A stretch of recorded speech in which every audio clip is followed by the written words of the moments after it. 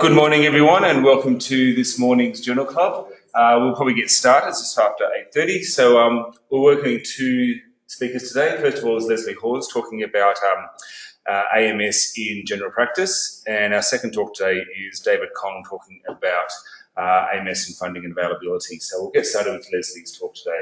Thank you. Thank you, Rod. This is my first time presenting here, so I'll just introduce myself first.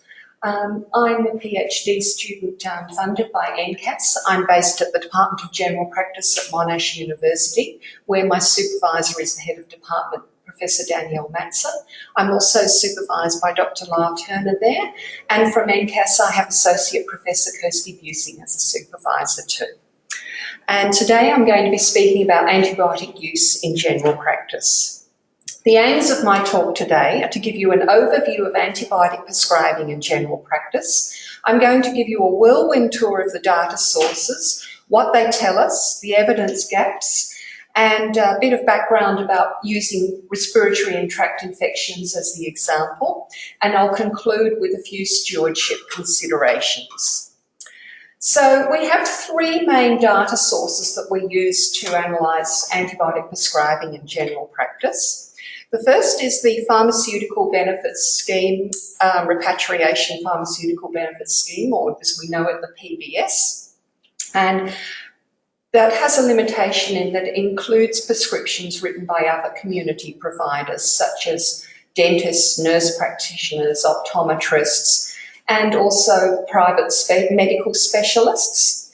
It also includes prescriptions written by private hospital inpatients. It includes prescriptions written in outpatients of all hospitals and discharge patients. So it's not limited just to GPs. The bettering the evaluation and health, bettering the evaluation and care of health, or as we call it, the BEACH, is this general practice activity in Australia book series. This is a random sample of 1,000 GPs a year, rolling across 200 GPs each week, where the GPs record 100 consecutive consenting patients' information. It's a very rich data source. It collects the GP demographics, it collects the patient demographics, it collects things like all the problems that are being managed, prescriptions that are written, and so on. So it's a really rich data source. The last one is Medicine Insight, which is run by NPS Medicine Wise. It's a quality improvement initiative. It's funded by the Australian Government Department of Health, and it's a large-scale national primary care data extraction program. It takes out the longitudinal patient information from the clinical software used in general practice. And of course, these all are compiled into the ORA report, which I'm sure most of you are familiar with. So it compiles data from those three sources for the community part, and also other sources, of course, such as laboratory data for resistance information and so on. So I'm going to present to you today some information using all of these different data sources. So background. We know Australians are high consumers of antibiotics. 46% of us in 2013 took an antibiotic. That's nearly 1 in 2 of us. We know 85% of us visited the GP in 2013. And we know that acute respiratory tract infections are a very common presentation to general practice. First, looking at the NPS Medicine Wise Medicine Insight program, you can find information about the program from their website, but they don't have publicly released data except in such as the ORA report. It's voluntary for GPs to opt in. It collects their de-identified electronic medical records, and it's aggregated. Their purview is to look at all medicines, not just antibiotics. Antibiotics are just one part of their scope. And it's used for identifying evidence gaps, reports such as AURA, and it gives feedback to participating GPs where they can look at their own prescribing and compare it with peers. And from that, as reported in AURA, we know that in those practices, 30% of patients were prescribed a systemic antibiotic in 2014. There was seasonal variation across the years where prescribing was higher in winter than in summer, and 30% of the prescriptions had a reason noted in a supplied field. Now, looking at the reasons from those 30%, so it is only a small subset, looking at those reasons that related to upper respiratory tract infections, we know that more than half of them were given an antibiotic. So half of all people who presented to the GP that had the reason noted as upper respiratory tract infection got a antibiotic, which was the highest inappropriate use overall. Inappropriate because antibiotics are not indicated for viral upper respiratory tract infections, and where an antibiotic might be indicated, the first choice was not in accordance with therapeutic guidelines. The winter increases were seen particularly with 3 antibiotics, amoxicillin, clavulanate and roxithromycin. And these are the antibiotics commonly used for the treatment of respiratory tract infections. Limitations to the Medicine Insight program. It's voluntary. It is an opt-in program. And I'd like to point out that some of the GP software has no field for reason at all. And Medicine Insight, antibiotics are only one part of their work.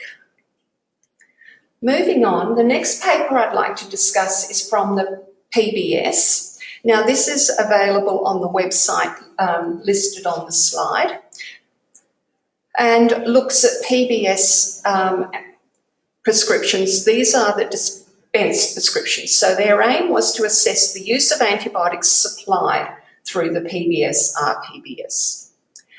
So from the Drug Utilisation Subcommittee database, they looked at supply for the 20 years from 1994 to 2014. They looked at all antibiotic codes.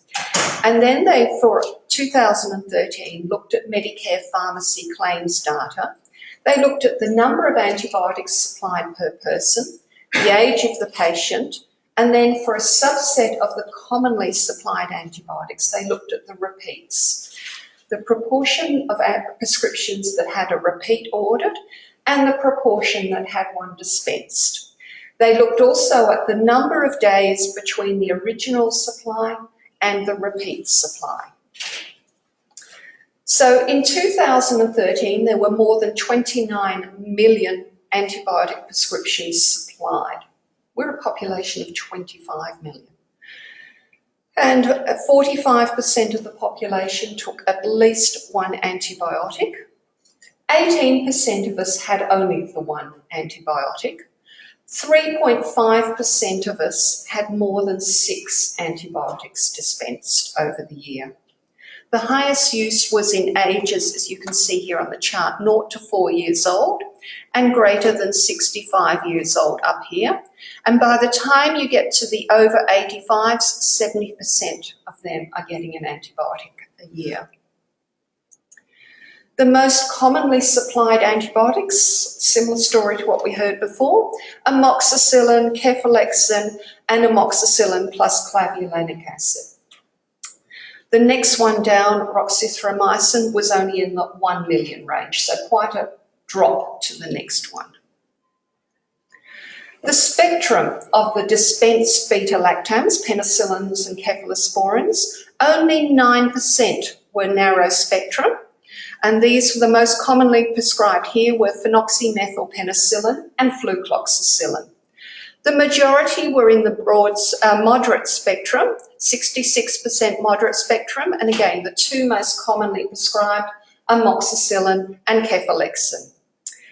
25% were broad, and it was almost exclusively amoxicillin clavulanic acid. Time to dispensing.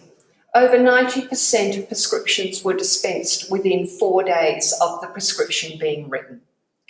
But some were dispensed long after the date on the prescription, and they supplied the figure of 2% of amoxicillin 500-gram capsules were dispensed more than 60 days after the date on the prescription.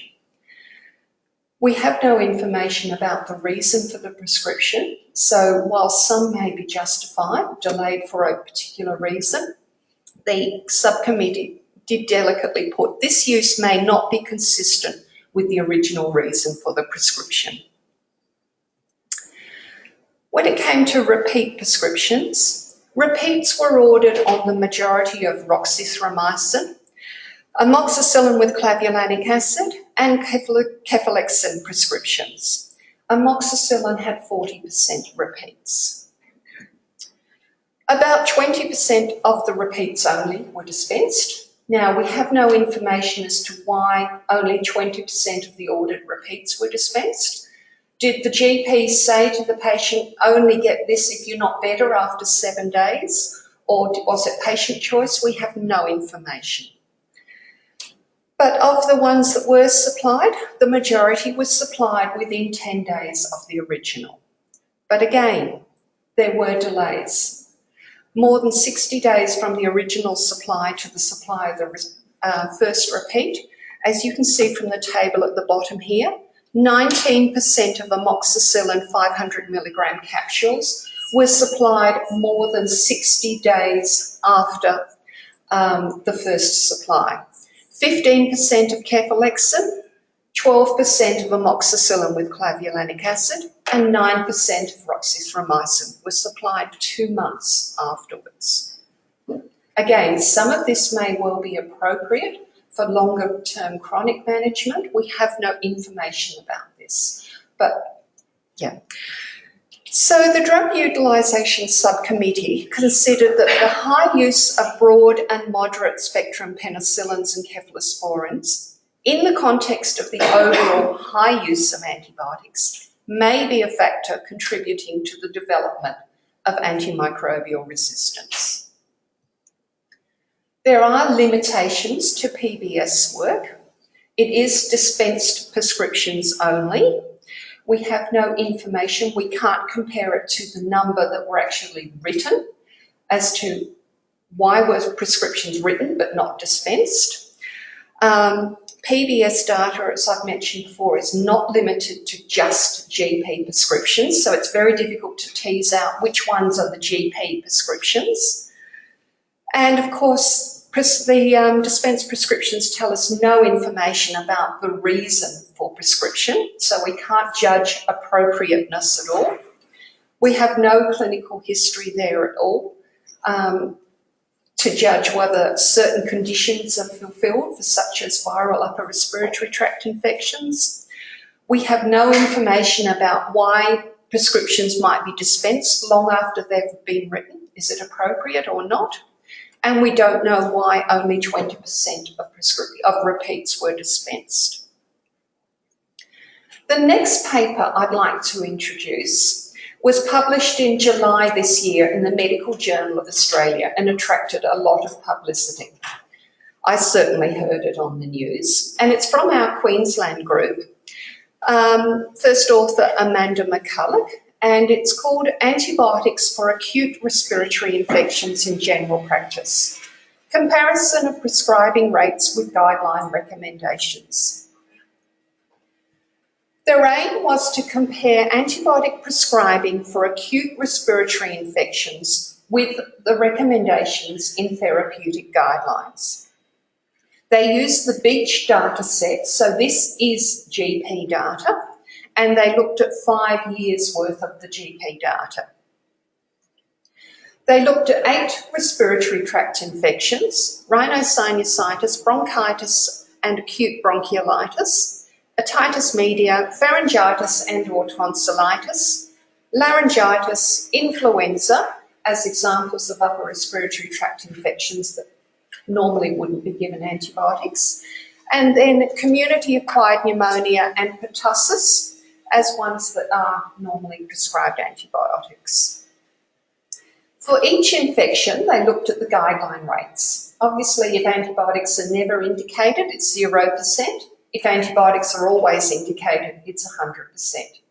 But the majority don't actually fall into those groups. So they had to calculate when certain conditions are met, when a patient might have a condition that would warrant antibiotics.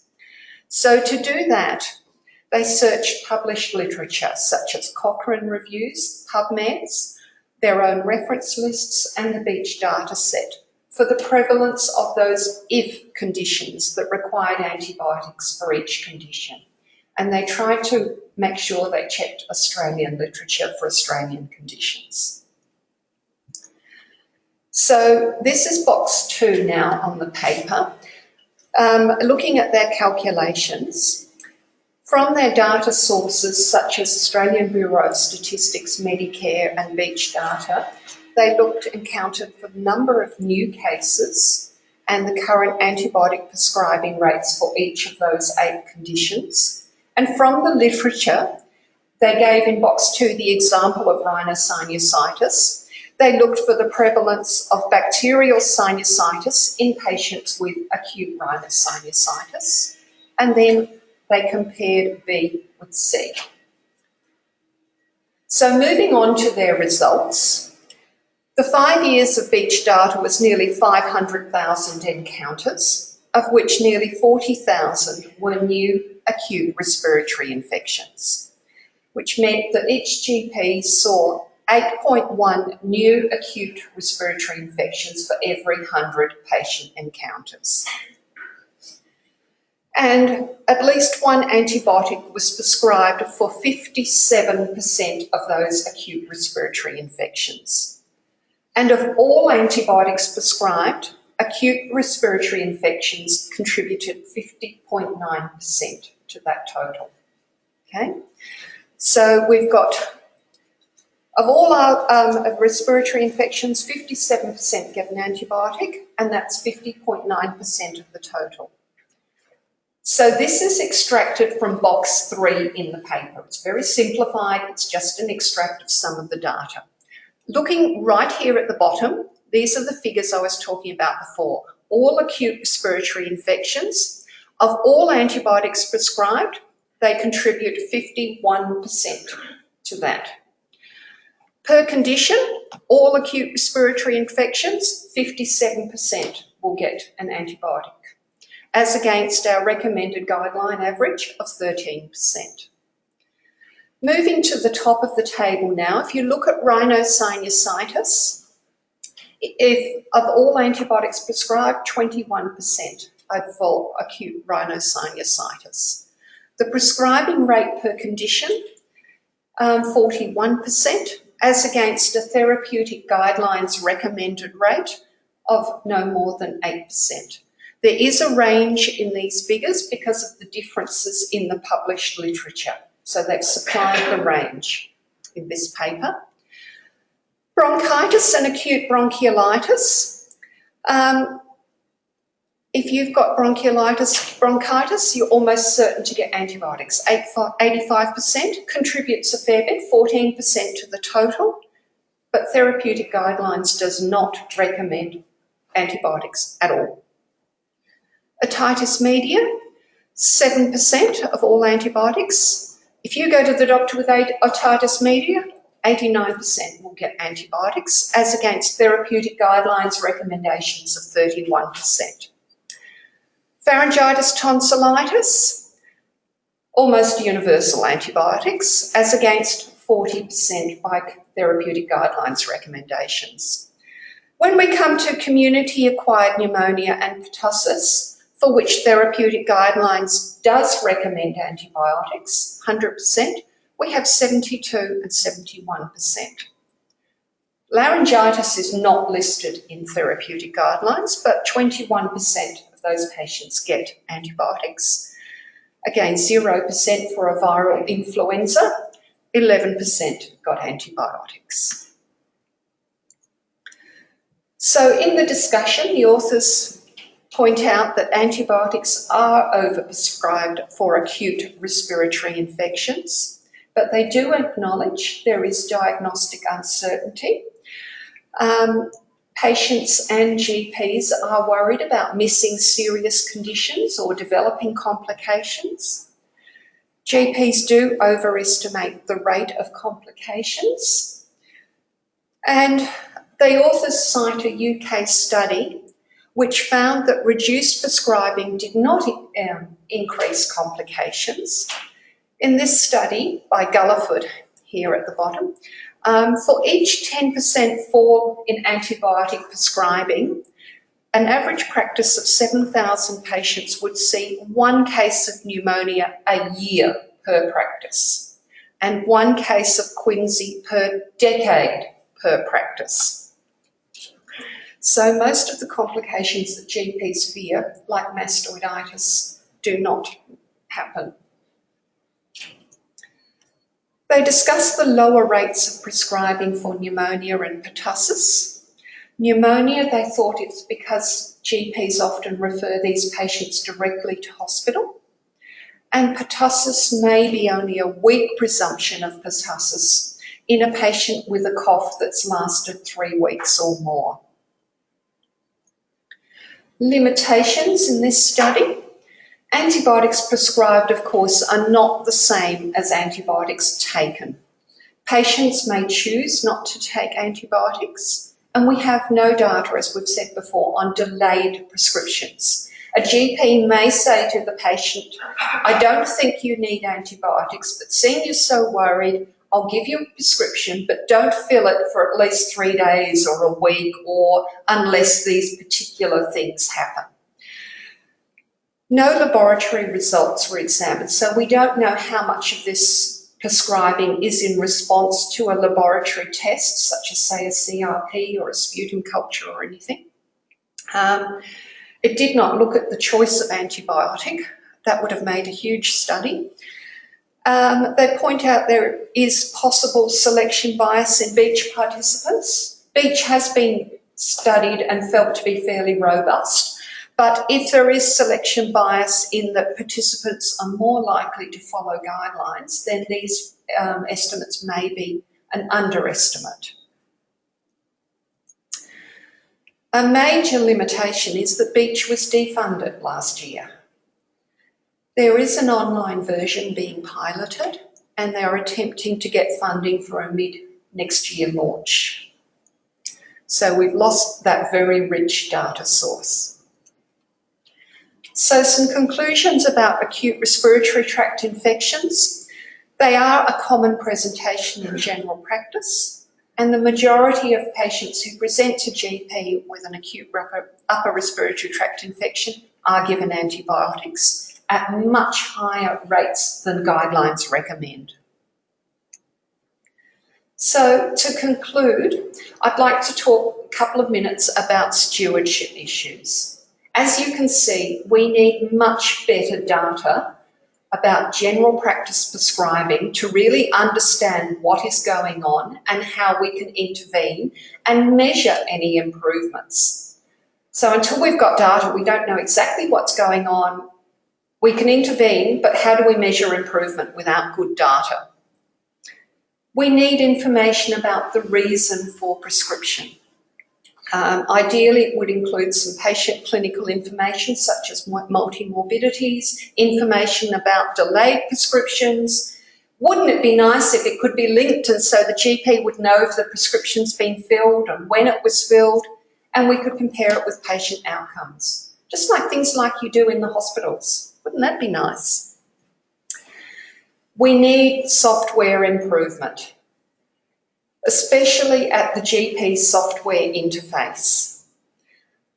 Some of the major brands of software have no field where the GP can enter reason for prescription. That is captured in the patient notes. So the GP has it, but it's not accessible to researchers. Now, we have to remember the software is for the GP's primary purpose. This is secondary analysis. But if it could be made a field in all GP software, it would be extremely useful for this secondary analysis. Then of the software that does have the field for prescription, some of them are free text, which makes it painful, believe me, to analyse. So we need the field, we need it to be a drop-down standardised list and not a free text entry. And all the fields are at the moment optional. There are no compulsory fields. So that is a major issue. But of course, it's got to be timely and easy for the GP to use in the context of their 12-minute consultation. And ideally, guidelines should be integrated into all of that as well. So if the GP is putting in a reason for prescription, it can pop up and give suggestions perhaps as to what might be an appropriate therapeutic guidelines recommended choice. At the moment, the GP has to pay an annual subscription for therapeutic guidelines, and then if they want to look it up, they either have to go to the hard copy book or exit their clinical software, find the right program, search in it, all in this 12-minute consultation, and find what they want. So nothing is really easy, one-step process for the GP. We must also understand general practice. Patients come in with their own agendas. GPs have to deal with that. There is perceived patient pressure and real patient pressure. So we've done studies. We know that some GPs think the patient wants antibiotic, but when the patient's interviewed, they say, no, I didn't. But the GPs perceive they do. So somewhere there's a mismatch happening. Sometimes it's real, sometimes it's more perceived. We must acknowledge the demands on GPs. Time is a big factor. Patients are getting older and more complex now. GPs are being asked to do more in the consult. They are being asked to manage much more complex patients. This is shown in all the beach data. It takes more time. And then for the healthy patient, the GP has to ask about your smoking, your nutrition, your alcohol intake, take your blood pressure, measure you, make sure you're not going overweight, and so on. And then, of course, their primary thing is what's best for the patient. You know, is antibiotic stewardship their primary thing, or is what's best for the patient their primary consideration? Obviously, they have to balance them both, but how? And then, of course, we know how sympathetic the press are when something goes wrong. Glebe Coroner's Court heard this week Elijah died of meningococcal meningitis. If antibiotics are given, between 90 and 95% of children with the condition will survive. How would you feel as a parent reading that?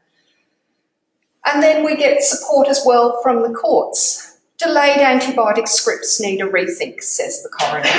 Therapeutic guidelines actually recommends delayed scripts, particularly for otitis media in a child over 6 months. Doctors found negligent after slavishly following antibiotic guidelines. They can't win. So on that note, I will finish. Do you have any questions? Thank you.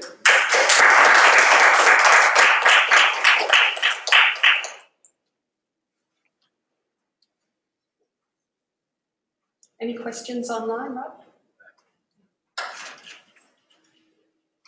Speaks for itself, doesn't it? You think it speaks for itself. Thank you. What's your solution? Solution? Well, I think it needs a magic wand. We need much better data sources. I mean, we're piloting different methods now. I'm not sure how much I'm allowed to say. To try and work out different ways of measuring GP and capturing GP prescribing. It is going to be difficult. There are no easy solutions. That's what my PhD is going to look at. So I don't want to preempt all my results because I haven't done them yet. I've only been just started. But it's taken hospitals probably 20 years to get to the point they are now. I mean, perhaps we don't have 20 years to do this in the community. It's going to have to be fast-tracked. Just like hospitals relied on things like the airline industry. We're going to have to look to things like the hospitals, how are they managing? We're going to have to look to other countries, how are they managing? And we're going to have to try and find solutions and adapt them to our own circumstances. So, yeah, to measure anything, we need data and we need to support GPs, and they need help with things like software even. I mean, it's going to take many different people to work together on this. It's not going to be easy. It's going to need funding. Can I say that, government? Hello, government. It's interesting because really acute respiratory damage is so common. Once they prescribe a dozen, they're not going to want to go for guidelines anyway. It's rocket science. So really they need to be shifting to just reflexively prescribing narrow spectrum instead of the broad spectrum, which what happened in Scandinavia. So it's really a cultural shift to narrow spectrum, and then maybe the work needs to be focusing on really making sure that they understand how to pick up those adults and children who are at risk of severe infection. Yes. Shall I repeat that for the online audience? So we were talking about shifting from the broad spectrum prescribing to the narrow spectrum. So yes, GPs can be assisted with that. They need to be reassured that it's safe, and we're starting to get that evidence out there, such as you saw from the Queensland group in July's MJA. That article the Gulliford article was published in 2016. So we're getting the evidence that it is safe, because GPs will want, their primary thing is what's best for the patient. So if they can be reassured narrow spectrum is best, then yes, we can shift it back to the narrow spectrum. We've got to go further than that. We can't just say it's okay to go to penicillin and that's where we want to get to. It's actually saying most pharyngitis doesn't need an antibiotics. And I think therapy guidelines is well aware of that, and I think you're going to find the next version is much more targeted in sort of saying that a lot of these conditions like sinusitis, bronchitis wasn't in the previous version, it's quite new, and it was because we understood that a lot of prescribing is happening for bronchitis. I think laryngitis is going to be added into the new version as well, so it's a very specific advice saying it's not necessary. Yes. So yeah, I would push a bit further, just so. Yeah. I'm not saying at all understanding the cultural practice to go broader seems to be entrenched here. And then how do you put those restrictions in place, as you say, the promise at the time of prescription to say actually it's not recommended in the guidelines. That's not happening. Yeah. So there's no sort of restriction element to stop them doing it. So for those online, the discussion was about therapeutic guidelines recommendations are going to be developed further to make sure it's clear that antibiotics are not required for things like pharyngitis and acute respiratory tract infections, and needs to be quite clear on this. Yeah. So yes, there's all of those factors need to go into, and we need to be able to measure any improvement. Any other questions online or anything, Rob? No? Thanks, Lucy. All right, thank you.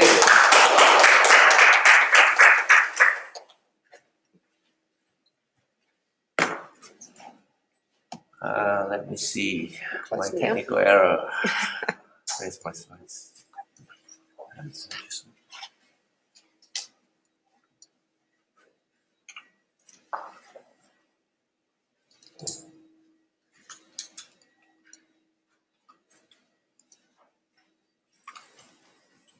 Okay, thank you.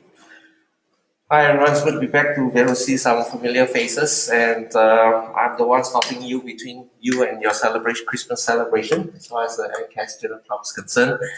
Most importantly, to everyone online, welcome. It's great that you can join us. Right, on the topic today, what I'm going to try to do is to do two things. One is I'm going to talk to you a bit about pharmacoeconomics, about antimicrobial stewardship.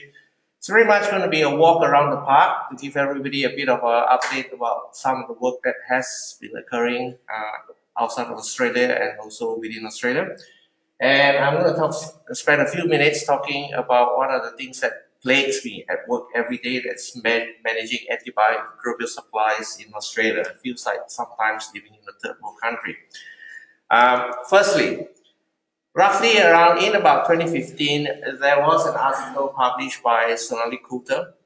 That article did quite an extensive trawl of literature search up to 2014. And essentially what they basically come up with is that there is limited evidence of cost-effectiveness analysis on antimicrobial stewardship programs. They also come up with a suggestion that existing evidence are focusing on saving, and which is not surprising because it's the easiest thing to do. How much antibiotics we save, how much antibiotics we save, how much antibiotics we save. In terms of AMS, that's really some focus and work done. And really, the conclusion was we do need more studies that quantitate the benefit of AMS programs in terms of health benefits. Is it cost effective? Does it really makes a lot of difference? And so on. That's work was done roughly around 2014. They finished a research in 2014 and was published in 2015. So what has happened since then? Since then, there has been some work done. One is an article about how to pitch an antibiotic stewardship program to the hospital C-suite. C-suite means like your chief operating officer, chief financial officer, your CEO. And I thought I'd raise this article primarily because it's quite interesting and it can be quite relevant to a lot of hospitals in the sense that, yes, you have kind of pitched your AMS on cost saving of antibiotics. That's done, that's set. How do you expand from there on? What more cost saving can you do? For example, at our hospital, all our category 3 antibiotics, which are the most expensive one, has 95% on average roughly. We didn't comply with hospital policy. What else can I say? How do I prove that? The cheaper antibiotics like PIP tests and so on, $3. How do I go about saying that I'm going to save anything? I'm not going to make any difference in terms of cost saving. I guess for those of you, I'm not going to go into that, but more for you to have to think about if you want to read a bit more, is that when you think about AMS business plan and how it is funded, you need to think about from the C-suite's perspective. It's about trying to pitch it that it's not going to harm existing operations that are equally or more important to the financial or operational stability of the healthcare system. Because at the end of the day, what you're going to have is only one pot of money to draw out from. And your CEOs, your COOs, CFOs will need to be able to say, if I give you that pot of money, what else has to go from somewhere in the hospital? So you need to be able to pitch it from that perspective. That article has some interesting guides there. There's also a bit of a slide deck that has been presented, available from the, again, the website given here, about how to make your business case. And essentially coming from it, it's about, just to snapshot a little bit, is it consistent with the hospital strategy, whatever you're trying to do? What is the evidence you're trying to propose? And again, it's the issue about you're competing with other strategies and you need to convince whoever that holds the purse string that you are probably coming out tops. Yes, how do we need to measure? And one important aspect is your program going to be self-supporting or revenue generating? Would that still work? AMS is not cheap. You put your ward rounds, you spend money. It's not cheap. So you need to see how you're going to quantitate. As Lesley was saying, we need more money, but there's only that much money that's available. Okay, so if you're interested to know a bit more about this business case, that's the one that those two articles might be just an interesting start to go from there. So that's a bit of an interesting article that's come through. Taking step a little bit, there has also been a couple of interesting articles that's coming through over the last, in recent years. One is to look at financial aspects, challenging our thinking. To try to challenge our thinking, one aspect that came out is the concept of ensuring our process of results is supported by the correct financial reimbursement. Right now, you've got your diagnostic. When you diagnose something, you claim. When you prescribe an antibiotics, you see a patient, that's another different claim altogether. Could you merge your diagnostic and your claim together? You did the wrong diagnostic or right diagnostic, you don't have your antibiotics, you prescribe the wrong antibiotics, you don't get the claim. Could that be a different way of thinking, different way of reimbursing and making changes? At a macro level, a larger picture level, there was a work recently that was only put out not too long ago by Stephen Harbach and colleague, looking at how to preserve sustainable use of antibiotics through the economic lens. They propose a number of key initiatives which may need to be targeted and activated primarily by the policymakers and the government. One is about the choice of antibiotic prescribing strategy perhaps should be made on the grounds of health economic analysis that takes a longer term perspective, looking at the cost and the risk, and somehow you come up with a strategy that will guide people to prescribe from that perspective. The other way is to reward pharmaceutical innovation independently of unit sales, in the sense that what you find nowadays in the practice setting, from an industry perspective, the more sales they generate, the more they renovate. Could it be one of those where you can, try to reimburse them in a way that you directly align the industry incentive with public health objectives, such as if you bring out an antibiotics and over a period of time the antibiotic remains susceptible, you get a lump sum payment or a bonus, some level of incentive from that perspective. So we've talked a little bit about business case, about macro level, some change in reimbursement. The next thing I want to move on quickly is a bit of a troll over the literature again. Since 2014 until roughly 2017, just about a couple of weeks ago, what other interesting cost effectiveness study that has been published?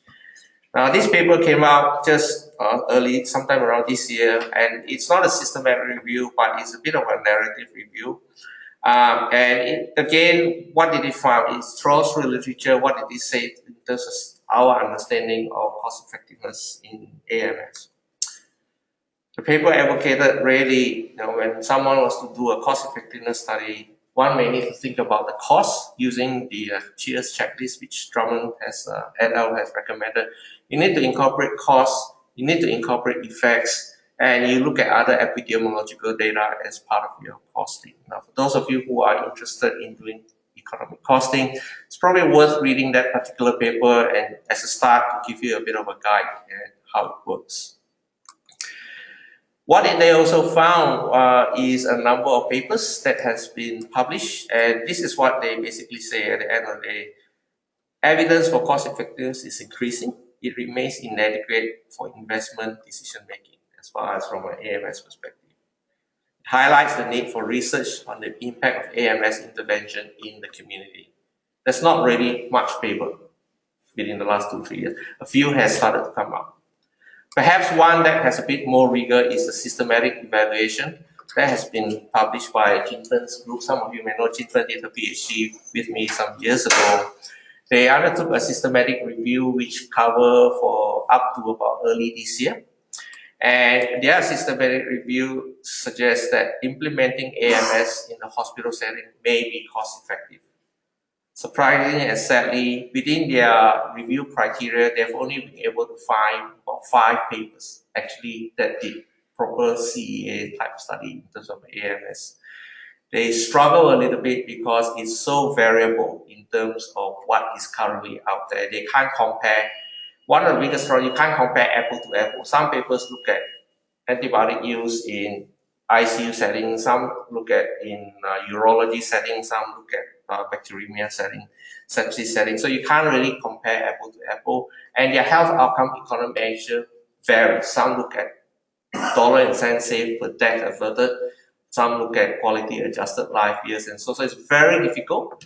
And for one of the papers which had sort of a bundle approach, as if they use a number of different interventions, they couldn't find which of the intervention are the main cost driver that makes a difference. So it's again, they came to the point where comprehensive cost effectiveness data for AMS remains actively scanned, underlying the need for more prospective clinical and epidemiological studies using a robust economic analysis. And I think up to now, 2017, the work in this area is still scarce. There's still a fair amount of work that needs to be done. What's actually missing is the cost from a society's perspective. A lot of the work that we've been doing, and understandable, you're trying to justify to your CEO, your finance, is very much from the hospital's perspective, from your institutional's perspective. you might need to think about taking your analysis to the broader perspective. For some of the work, for example, if you want to think about, if you want to change policy, you want to convince the hospital, convince the government, because classically, the hospital gets the money from the government, which is what it is, and you need to change the policy from that perspective. You need to take it from the society's perspective. Antimicrobial, in the longer term, it's going to cost the hospital that much money if you don't do it. What about the community, the lost days of people working, the impact, and so on? The vaccination program. How is the vaccination program working well and pushing it? Because it has a public implication, the dollar and cents on the public purse, the society's perspective is it's much more well understood. So that's one angle that I think we might need to seriously think about. Moving closer to home, early this year, Sonali Coulter, as well as part of the PhD, did some work looking at the use of bloodstream infection mortality to measure the impact of antimicrobial stewardship and assessing it. What they've done as part of this review is they actually then took some of the data that they have from one hospital. I can't say anything, and I can't really release the results to you guys primarily because Sonali's work has not been published at this point in time as yet. What they have done, and she has kindly agreed for me to share this slide with us. So what they've done is that they did a model looking at bloodstream infection in bacteria. They do a comparison, cost-effectiveness analysis between pre-AMS, before the implementation of AMS, and they look at a process where when they have rapid diagnostic introduced into the AMS, and then before the AMS, and then the AMS came along, and they did some costing and looking at mortality and hospital length of stay and so on. And again, when I mentioned these two, is what you can see quite clearly back to the point when I mentioned earlier, where there's a bit of separation nowadays between diagnostic and other bits of AMS activity, and we need to merge them together. So what did they find?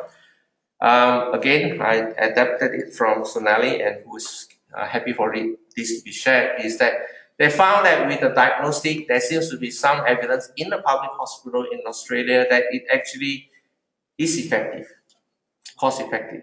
But when you add AMS or other bits of AMS activity together, it did not appear to be cost-effective. Now, bearing in mind that the conclusion, the authors indicated the conclusion could potentially be influenced by the limited data that are available over that period of time. But that's a bit of a negative report, not in favor. It could be experimental design. Again, the same conclusion, you need to continue routine data collection. You need more robust data, more robust analysis. And this is probably one of the more recent papers that came out recently, probably about a couple of weeks ago that came through, is about looking at costs. And the reason why I'm raising this is because I just want to draw to your attention about what they have found. In this particular paper, they actually look at the acquisition cost of antibiotics or antimicrobial for stewardship, taking the data from pharmacy purchasing data, electronic medical records, and patient-level billed administrative data. Now, this is written very much in the US context, which means their reimbursement and everything is slightly different. And what they found was if you use your pharmacy data, you will find that the pharmacy data will usually give you a lower cost compared to if you use data from electronic medical records, the actual administrative data. And when they claim from the US for their reimbursement, if you use data from the patient level billed administrative data, it is much higher. The reason why I'm flagging this particular paper is because Australia is currently moving in a lot of hospitals into electronic medication record. And traditionally, most people tend to go with pharmacy purchasing record, pharmacy purchasing data from antibiotic costs to estimate your antibiotic cost. So that I'm flagging this because just to bring to your attention that there's a need to be very careful in terms of where you're sourcing your data, because the paper could actually, they did find there is a bit of a cost difference. Okay, within the last probably 10 minutes or so, I want to move quickly to the second part on an issue which is of significant concern, I guess, within the Australian setting. And what I'm hoping to do is just to give you a bit of a snapshot. Doesn't mean it's the be all and all, a bit of heads up on some of the things that could potentially be coming as a chat and a bit of understanding about how drug is procured by the hospitals within the Australian setting, because it can be quite challenging. Firstly, the particular slide, this slide that I've raised is to give you a bit of indication of what are some of the antibiotics that are potentially undergoing through a little bit of a disruption in supply. The severity will vary, and some in which the supply has resolved within the last 12 months, within the last 2 years. It's quite an extensive list. I haven't had a chance to give you a further update on it. We compiled the list roughly about 2 weeks ago. Unfortunately, I was going to update it, then my entire hospital system, we had an entire hospital system with IT failure crash yesterday, and our system has not been back online for 24 hours. And so it's a bit of an interesting point. But the point of some concern I want to point out is the PIP test.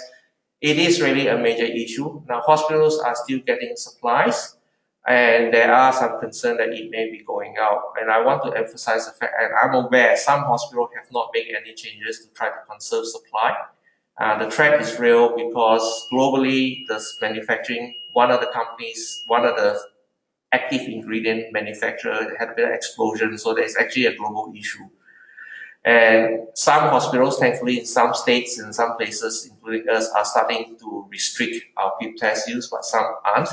There is supply, there is a real threat that come early next year, there may be no PIP test for you to prescribe. I know when I came here as early as probably Thursday last week, one hospital I know had 2 patients who are sick, and they only had 20 PIP tests, 20 vials of PIP tests throughout the whole hospital. So it's quite a dangerous thing. Cefepime, like all things, like squeezing the balloons. When PIP test goes off, everybody tries to go for alternative to conserve. That has kicked in. There's a supply issue with cefepime at this point. Gentamicin, because of the nationwide recall, we are going through a bit of phase. I'm not sure when, I can't recall exactly when it's going to come back. Hepatitis B remains a problem. Again, it's the balloon issue. When PIP test gets squeezed, the IV amoxicillin clef also is feeling the impact. And yeah, that's the other two. So really, the supply of antibiotics, we are averaging in terms of roughly about 1 month, I think probably since June of last year, that some antibiotics somewhere in Australia will be undergoing disruption in supply. But the real threat at this point that I encourage all hospitals, particularly those in the online, is to try to conserve your IV PIP test use. Where does medication come from in Australia? It comes from, you get it anywhere, everywhere, wherever you can get it from. It can come from directly from the manufacturer, you can get it from your wholesale distributor, and you can get it some from what I call the boutique. Like MedSearch, for example, they kind of do a lot of the SAS supplies. And that's where your SAS supplies comes from. And you can get it from your contract manufacturer, like, if you're going to buy your PIP test infusion, your any other vancomycin infusion, you buy it from your external contract infusion, Baxter or Slate, who in turn buy it from what their sources. And it can be from in-house if it's a manufactured item. The challenges at any hospitals at international level is timely notification. How fast sometimes the email and social media is faster than anything else. TGA has a short alert site that some of you may be interested to subscribe. You do get some, they do send it out, I think every week or every 2 weeks you get a bit of update. The other aspect is the resource issue. The classical resource issue is for one antibiotic, it costs us roughly now at where I'm working is $10 a day to use. The same antibiotic, if I was to buy it as an SAS product, which is being sold at the moment, is $75 per day. So the shortage has an impact on financial gains. For those of you who are costing, you might need to sort of factor that in if you're collecting data over this period. Or you have $10 to swap over to an alternative antibiotics, which is much better, is $60. At one hospital, we are currently, it's known that due to manage the costing and shortage of supply, we are looking at being worse off by $55,000 in the next 12 months. So that's a typical thing. Stock holding. Firstly, how much stock do you keep versus becoming hoarding? I know some hospitals, someone said to me when they had an IV metronidazole shortage some years ago, they said that when you walk to that hospital, you see boxes of IV metronidazole stacked from wall to wall. And for those who try to do the right thing and not to hoard and keep minimal stock, they suffer. It's a balancing act because the more stock you hold, the more money is sitting on doing nothing. And that doesn't go well financially with the hospital system. And physical space. How much physical space do you have to keep a couple thousand units of particular antibiotics? And the different contractual arrangement and processes, which I'll highlight to you a little bit earlier, makes it very difficult at times to try to maneuver through that particular system. Now, what I've tried to do is sort of ask a few colleagues who works around Australia to try to give you a bit of a snapshot about similarities and differences in terms of how antibiotics are managed, or drug formulas are managed across Australia. The one I'm presenting to you is purely from a public hospital perspective, because the private hospital has usually a separate arrangement. They may end up with their own arrangement with the community and so on. As you can see, it's all not very consistent. There's a bit of similarities. There is a bit of some of the states has statewide formulary. Unfortunately, the Victoria and New South Wales, such formulary does not exist. In Queensland, you have the central processing that they can buy, and the hospitals will buy off from the central processing. And in most states, they generally have some sort of a statewide contract, and it's very hard to go into detail because none of them are the same. They have separate contracts. You can contract, you can manufacture, you can buy separate arrangement, and the extent of how that contract exists varies between states. Some states are much more robust. In Victoria, most public hospitals has a hospital HPB contracts. They do their purchasing through that, but in some states it's less. So it's highly variable.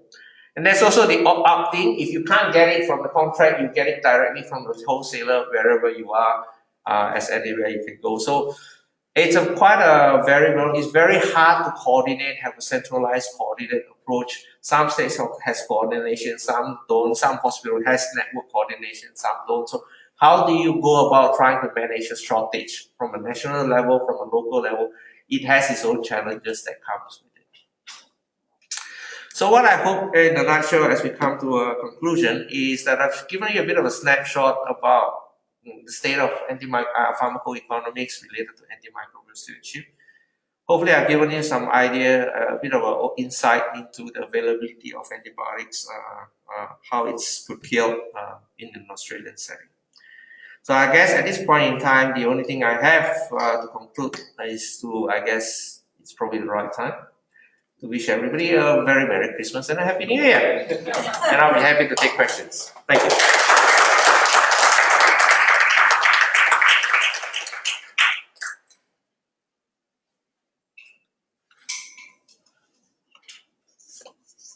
No questions? It's more of a comment Yeah. than a question.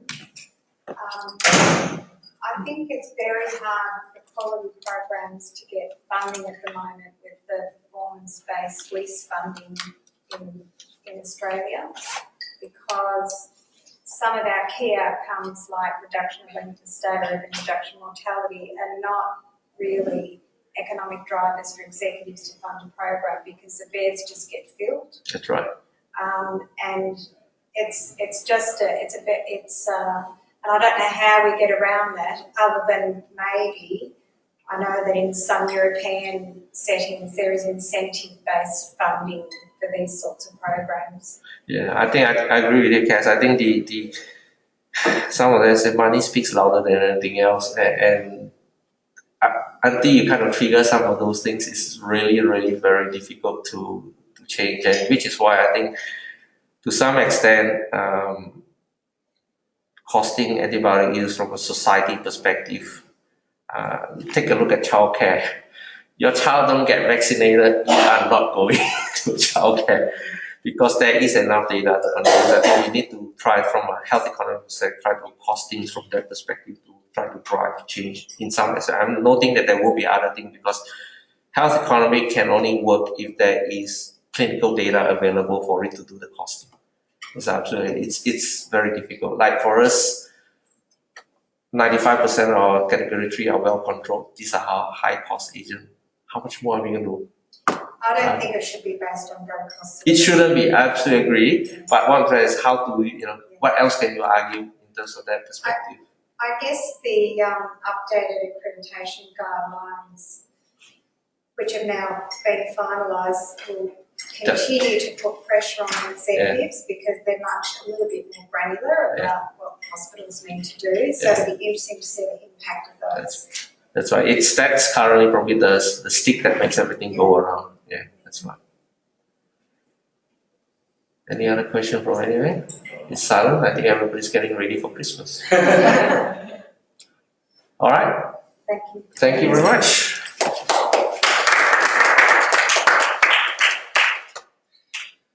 Well, thank you to our speakers and to everyone who's attended online today and throughout the year. This is our last one for the year, so I hope everyone has a good break and a good holiday. We will reconvene Journal Club next year in February. We'll probably move to a new platform of Zoom rather than go to a webinar, which I think might be slightly better and so each time it's slightly cheaper for us. We will let you know how to sign up for that, and hopefully we can just transfer your email straight across. But if there's not, look out to re-register again next year if we're unable to transfer those registrations across. But we'll be kicking off in February next year. So have a good break and we'll see you all then. Thank you.